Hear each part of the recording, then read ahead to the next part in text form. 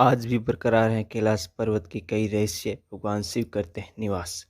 भगवान शिव के निज निवास माने जाने वाले कैलाश पर्वत से कई प्रकार के रहस्य जुड़े हुए हैं, जिन पर आज भी कई बड़े वैज्ञानिक शोध करने में लगे हुए हैं।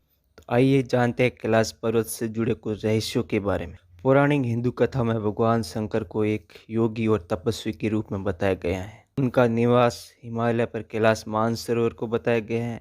हिंदू धर्म में इस स्थान को सबसे पवित्र माना जाता है और यह हिंदुओं के महत्वपूर्ण तीर्थ स्थानों में से एक है। ये अद्भुत स्थान रहस्यों से भरा हुआ है, जिसे आज भी कई बड़े वैज्ञानिक शोध करने में लगे।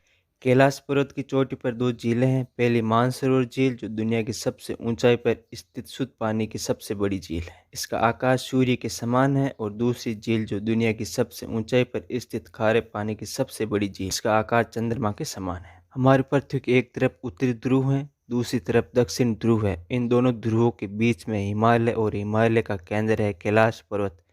इस बात को वैज्ञानिक भी प्रमाणित कर चुके हैं कि यह धरती का केंद्र बिंदु। वैज्ञानिकों के अनुसार यह एक ऐसा केंद्र बिंदु है जिसे विज्ञान की भाषा में एक्स मुंडी कहते हैं। इसका मतलब होता है दुनिया की नाभि या आकाशीय ध्रुव और भौगोलिक ध्रुव का केंद्र। ऐसा कहा जाता है कि कैलाश पर्वत के पास जाने वाले लोगों को निरंतर यहाँ एक ध्वनि सुनाई देती है, जैसे कि आसपास कोई हवाई जहाज उड़ रहा हो, लेकिन ध्यान से सुनने में यह आवाज़ डमरू या ओम की तरह सुनाई देती है। कैलाश पर्वत की ऊंचाई 6600 मीटर है, जो दुनिया के सबसे ऊंचे पर्वत माउंट एवरेस्ट से लगभग 2400 मीटर कम है।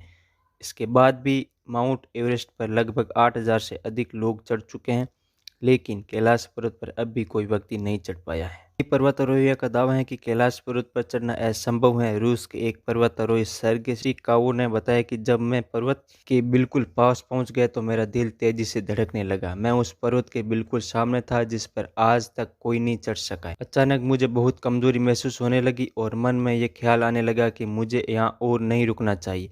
उसके बाद जैसे जैसे हम नीचे आते गए, मन हल्का होता गया। बता दें, कैलाश पर्वत पर चढ़ने की आखिरी कोशिश लगभग 22 साल पहले साल 2001 में की गई थी, जब चीन ने स्पेन की एक टीम को कैलाश पर्वत पर चढ़ने की अनुमति दी। लेकिन दुनिया भर के लोगों को मानना है कि कैलाश पर्वत एक पवित्र स्थान है, इसलिए इस पर्वत पर किसी को भी चढ़ाई नहीं करने देना चाहिए। जिसके बाद से कैलाश पर्वत की चढ़ाई पर पूरी तरह से रोक लगा दी गई। माना जाता है कि जब कैलाश पर्वत की बर्फ पिघलती है तो पूरे क्षेत्र में डमरू की आवाज़ सुनाई देती है। यह भी माना जाता है कि कैलाश पर्वत पर साक्षात शिव मौजूद है। कहा जाता है कि कैलाश पर्वत 6 पर्वत श्रृंखलाओं के बीच कमल के फूल जैसा दिखाई देता है। आपको बता दें कि कैलाश पर्वत के ऊपर 7 प्रकार की लाइटें चमकती हैं। कई लोगों ने इन लाइटों को चमकते हुए देखने का दावा किया है। यहीं से क्यों सभी नदियों का उद्गम है।